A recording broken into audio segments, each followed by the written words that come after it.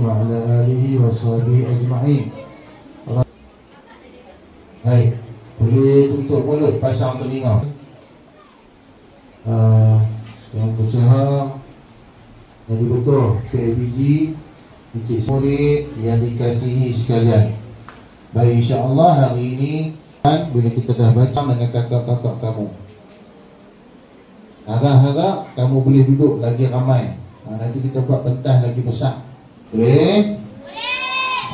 Baca Quran daripada kecil, daripada 5 tahun darjah 1 dah baca Quran, sampai darjah 6 pun tak khatam lagi. Oh gila.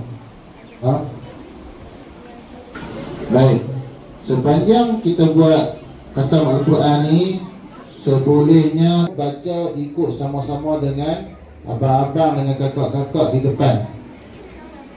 Alhamdulillahi Rabbil Alamin, Ar-Rahmanir Rahim, Maliki Yawmiddin, hatta matla'il fajr, Yawmul Bayyinah, Rasulun minallahi yatqalladzina utul kitaba illa min ba'di ma ja'athumul bayyinah وَمَا أُمِرُوا إِلَّا لِيَعْبُدُوا اللَّهَ وَسَلَّمَ أَصْحَابِ رَسُولِ اللَّهِ أَجْمَعِينَ.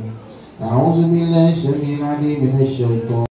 اللهم اجعل القرآن لنا في الدنيا قليلا وفي القبر مؤنسا ومن النار سترا وحجابا. اللهم اهدنا بهداية القرآن. Allah kami dengan berkat Al-Quran dan jadikannya sebagai pinjaman, pimpinan cahaya petunjuk dan rahmat untuk kami.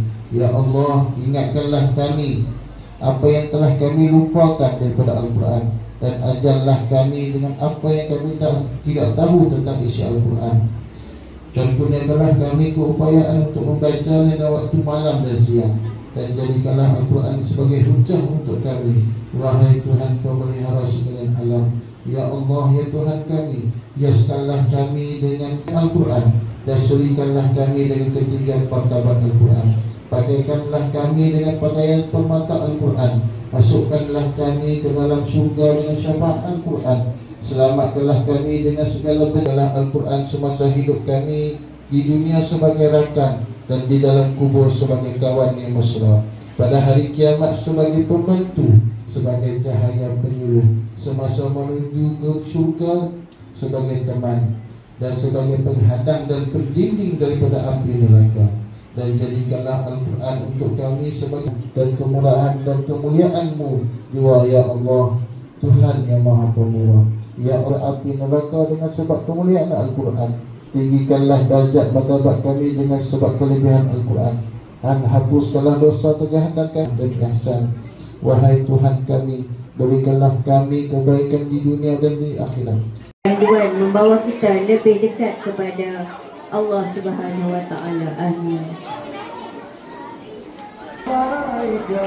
Ya Rasul salam alaika, ya Habib salam alaika, salam alaika, ya Rasul salam alaika, ya Nabi salam alaika, sallallahu alaika, ya Rasul